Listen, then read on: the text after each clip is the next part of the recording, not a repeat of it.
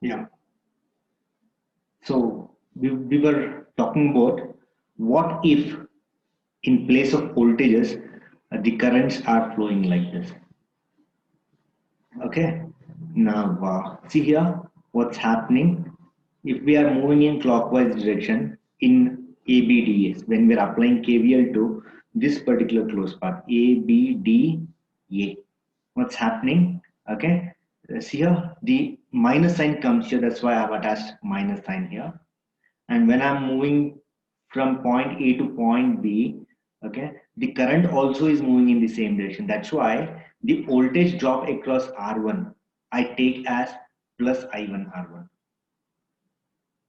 Fine. Similarly, if you come to the branch B to D, okay, I have to write the voltage drop across R3. And voltage drop across R3 is taken positive because when I'm moving from B to D, the current I3 is also moving from B to D. That's why, okay, it's taken as plus. So algebraic sum of all these three voltages should be zero, is what KVL is telling us. Is that fine with you? Okay, so algebraic sum of all these voltages would be zero. Now let's go on with this particular closed path, that is BCDB. What happens if we go to BCDB? Everybody understand this? Here, when I'm moving in the branch DB, I'm moving from D to B. When I'm moving from D to B in clockwise direction, okay, the current I3 is moving downwards. From B to D it is moving, and I'm moving from D to B. So what's happening? My direction of movement is opposite to the direction of flow of current. Everybody understand? My direction of movement is opposite to the current flow in this particular branch. That's why what is the voltage drop across R3? It is I3 R3 is understood. Voltage is I3 R3. Whether it is positive or negative is understood by comparing our direction of movement and the current direction. If the current direction and our movement is in the same direction, then we take positive. If our movement and the current direction is in opposite direction, then we attach minus. And that's why see here, when I'm moving like this, the current is moving downwards. When I'm moving upwards, the current is moving downwards. That's why I attach minus sign to I3R. So that is one voltage. Which is the next voltage there? Which is the next voltage here? Next voltage is I2R2. Which sign I need to consider for I2R2? The sign that I need to consider for I2R2 is plus, because the current direction is also same and my direction of movement is also same. So it is plus I2 R2.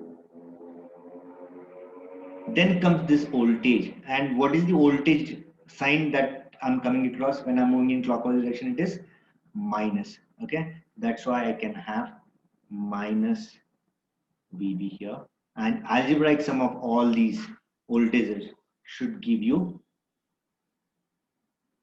0.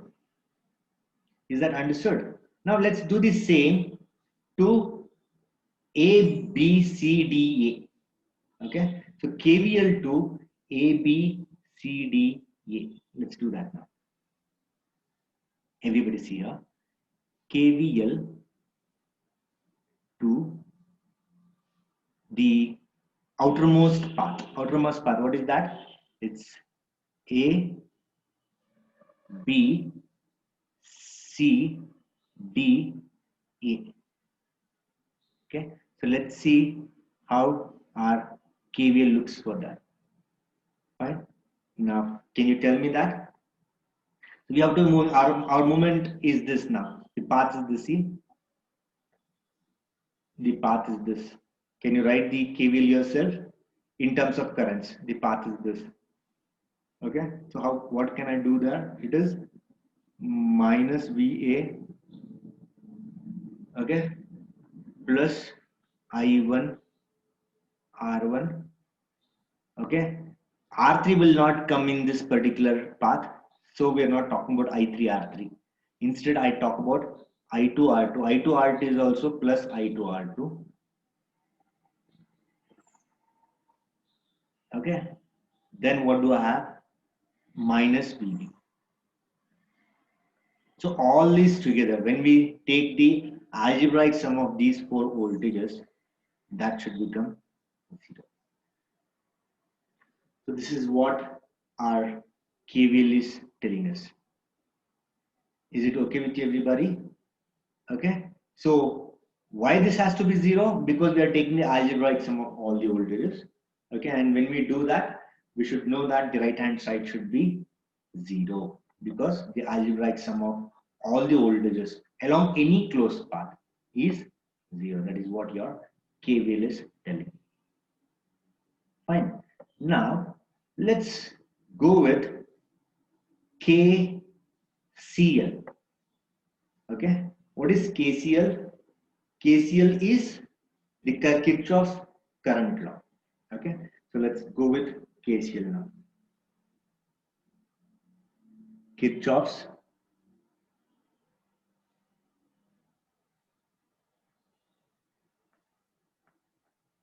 everyone will take down this.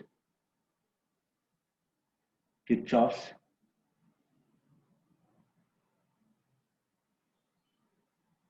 current law.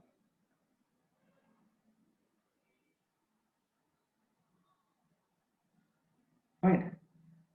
Now let's take the same circuit here, everybody. Just see here. Let us take the same circuit. That is this.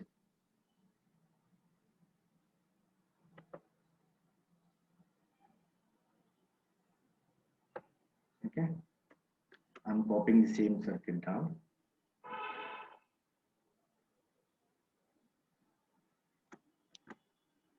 Fine. Now, earlier when we were talking about voltage law, we were talking about the closed paths.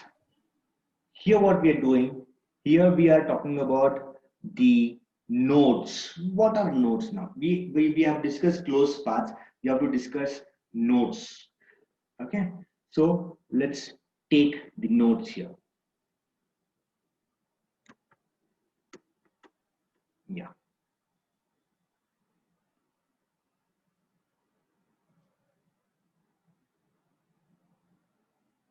Because when we say current law, we see the currents entering and leaving the nodes.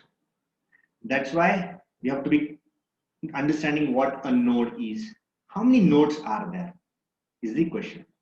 Okay. So there is, we can say A is a node, B is a node, C is a node, and D is also a node. Everybody should understand this. Okay. Now, see here, these three A, B, C are referred to as non-reference nodes. Everybody should understand that. And this is called as reference node. Why that has to be called as reference node means you should understand, everybody should understand that every circuit would have a ground point. Every electronic circuit or electrical circuit to be complete, a ground should be there, because this particular voltage is measured with respect to ground. This voltage is measured with respect to ground. And what is the voltage at ground? It is considered as 0 volts.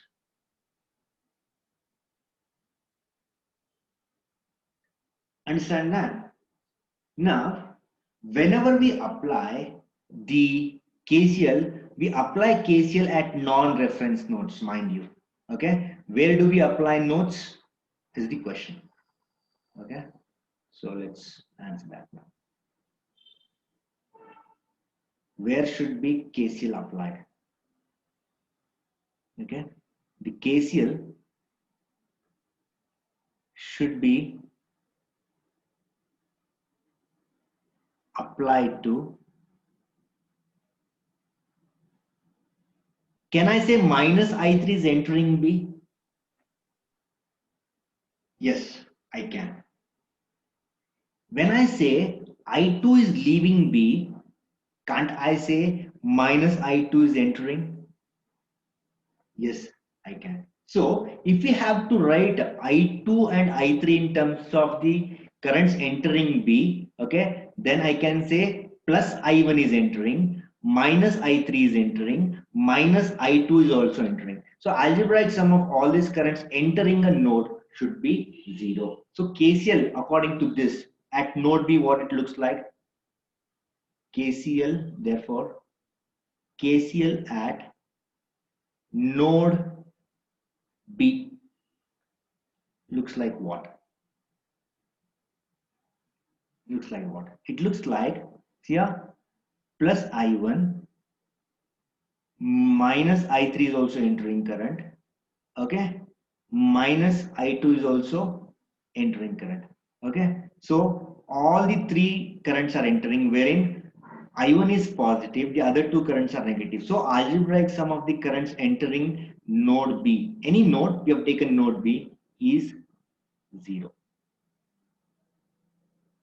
Understand that? So we can also state this in another way. We can also state this KCL in another way. What is that? See, multiply the whole equation by minus 1. Multiply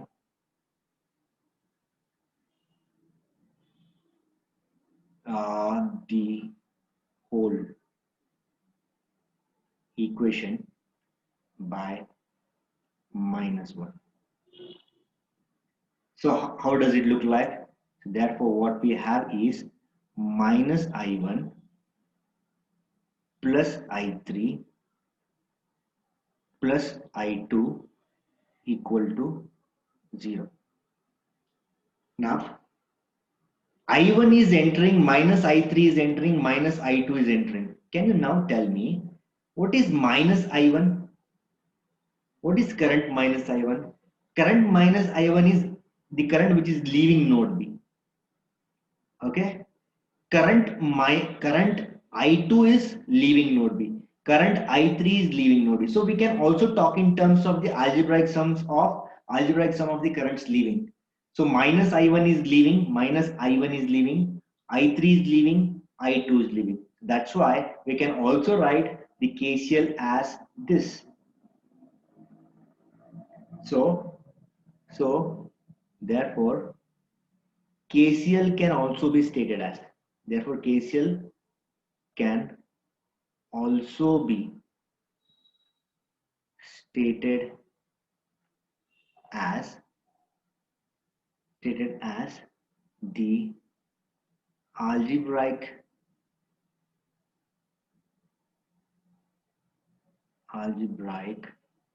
sum of currents leaving a node is 0. So this is equation 1. Let's say this is equation 2. 1 is also the statement of KVL. 2 is also the statement of KVL. 1 says that the algebraic sum of the currents entering. 2 says that the algebraic sum of currents leaving. Whether you say algebraic sum of currents entering or you say algebraic sum of currents leaving, they are one and the same. Both can be the definition of KCL or statements of KCL. 1 and 2 can also be written as what? Everybody just focus here. 1 and 2 can also be written as what? Equations 1 and 2 can also be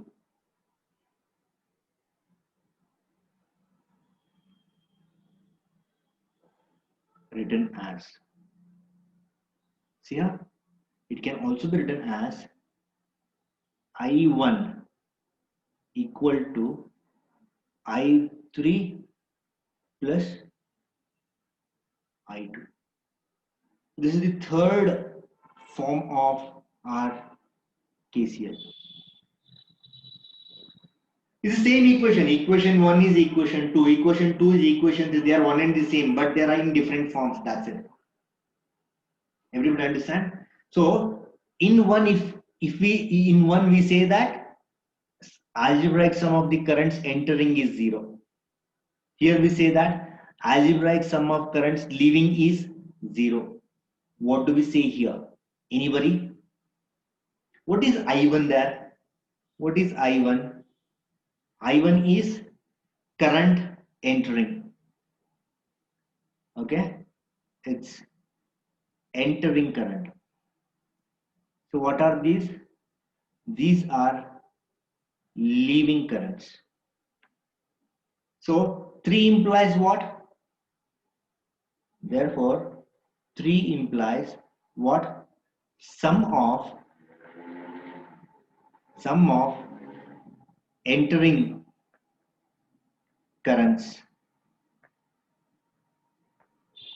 is equal to sum of leaving currents. Sum of leaving currents at the same node. So sum of the entering current at a node is equal to sum of the leaving current at the same node. So you can take your KCL in any form. You can take them as all leaving currents. You can take them as all entering currents. So in that case, if you treat them as all leaving currents, then algebraic sum of all the leaving currents is 0. If you take them as entering currents, algebraic sum of all entering currents is 0. If you don't want to take them as algebraic sum, you can say sum of the entering currents is equal to sum of the leaving currents. Here I'm not supposed to say algebraic sum, mind you. Why I'm not supposed to say algebraic sum here? Because as see on the left hand side there are no negatives and positives, only positives are there. On right hand side only positives are there, so they are just sum. We're not considering the currents of all the signs there. Okay, we are either considering entering or leaving. So sum of the entering currents is equal to sum of the leaving. Here there is just one current entering, that's why we have just written I1. If there are multiple currents entering, then we have to take the sum of those currents. That's why I write that as sum of the entering currents is equal to sum of the leaving currents at the same node. Everybody understand this point? Okay, so let's take some problems on this. Fine, a simple problem. Then we shall move on to very important concept called as mesh analysis. Okay, so this is just the knowledge I have given you regarding KVL and KCL, which you already have, you already had learned in your previous semesters, or in maybe in where physics, maybe. Okay, in basic electronics also, in few places we have seen KVLs being applied. Okay, so now take this problem, everybody. Take this problem. Yeah, let's solve just one problem on this.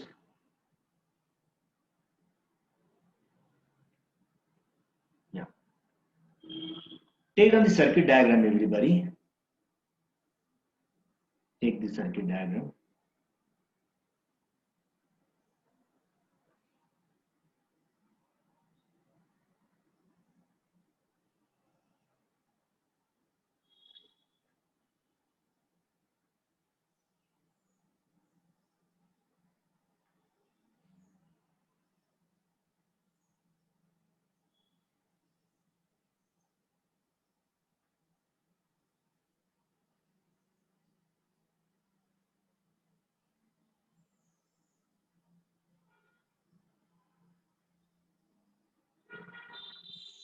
Hope you're copying. So this they have taken as 8 ohm. Fine. This they have taken as minus plus. Okay, so minus plus, it is 10 volts. Everybody copy this.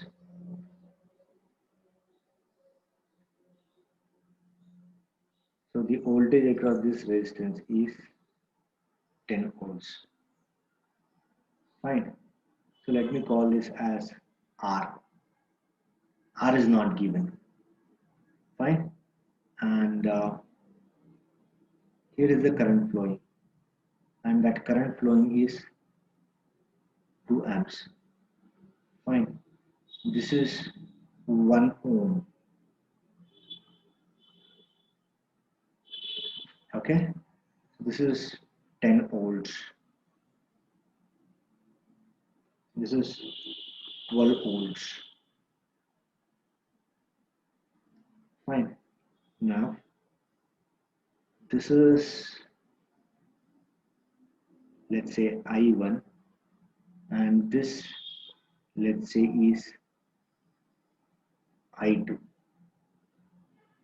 Okay. So what they are asking us is, we have to find the current through all the branches. They're saying that find I1, I2, okay, and they're asking us to find, let's say, let's just find out I1 and I2.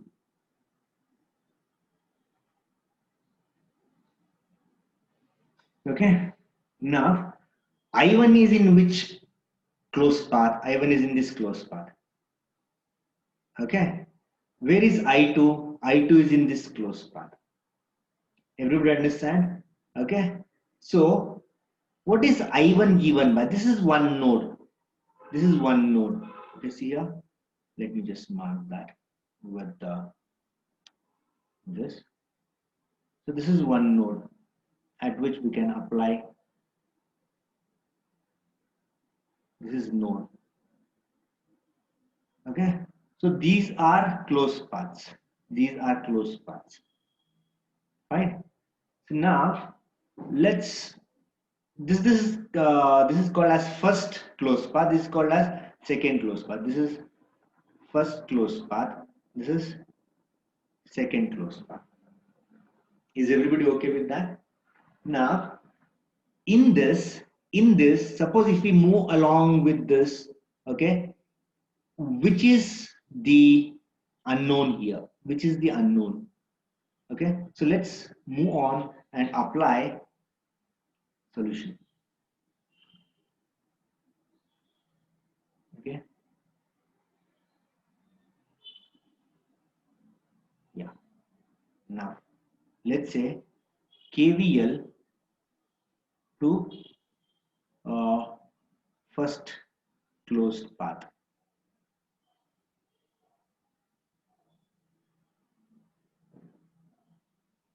Okay, let's move in clockwise direction. Let's move in clockwise direction like this. So it's minus 10, okay, plus 8 I1 plus 2 into 1 would give us 0. So there are three voltages. One is 10 in this path, here, in this path, there are three voltages. One voltage is 10 volt, the other voltage is 8 I1, the third voltage is 2 into 1. So algebraic sum of these three voltages should give you 0. So this implies that our I1 is 1 amp. Now the question is, how do you find out I2? You can find out I2 by moving in this particular closed path as we did here. Fine. Why is this 10 volts given? Why is this 10 volts given? Because we don't know I2 and we don't know R. Understand that? Now, without applying the KVL, is it possible to find out I2? Is the question. Now, I1 is found out. Okay. I1 is found out. Okay. This 2 amperes is given. Can you give me I2? Anybody would like to? 1 ampere. I2 is also 1 ampere. How do we say that? Minus 1 ampere. No. How do we say that? If you say it is 1 amp, how do we say that? By which, what are we doing? Which is the concept using which you will say that it is 1 amp or say minus So 1? it is distributed. Currents are distributed two Currents paths. are distributed. You mean to say, see, in other words, we just learned, right? What is that we learned just now? Using KCL. What is KCL doing? The sum of the currents entering a node is equal to sum of the currents leaving the same node. Everybody understand? So we should talk in terms of the KCL now. So KCL at B says that I1 is equal to I2 plus I3. Okay. Now KCL at this node should tell you what? I1, the current leaving, the current entering this node should be equal to sum of the currents leaving. So I2 is leaving, this 2 ampere is also leaving. Everybody understand that? That's why I can say, so you're supposed to find out R also, I1 and I2, I1, I2 and R. Fine. So how do you find out I2? KCL now. KCL at node. What does it imply? KCL at node implies that the sum of the currents entering, there is just one entering current, so it is I1, equal to what? Equal to the sum of the currents leaving. I2 is leaving and 2 ampere is leaving. So I1 we know. So this implies that our I2 is I1 minus 2. I1 is 1. Okay. So what do we get? We get our I2 to be what? Minus I1. Sorry, minus I1. Yeah, minus I1. So that is, therefore, I2 is what? Minus 1 ampere. Somebody said plus 1. No, it's minus 1 it is saying. So I2 is I1 is found out. See, I1 is found out, I2 is found out. Now how to find out R anybody? Do we need any KVL and KCL there? See, do we need any KVL and KCL to find out this R? So we could have find out this. How to find out this R now? What is R? We know I2, we know the voltage drop. V is equal to IR. See here? V is equal to IR.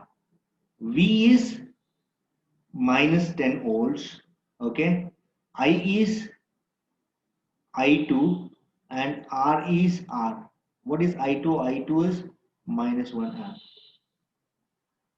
Now, everybody should look at this. We are trying to obtain R here. Okay. So R is what? R is supposed to be V by I. Fine. Now, everybody, before writing this R, let's consider this voltage only. Everybody just observe here, very important concept. Okay. So V is equal to IR. What is I? I is the current that is entering this R. When it is entering, what is the polarity here?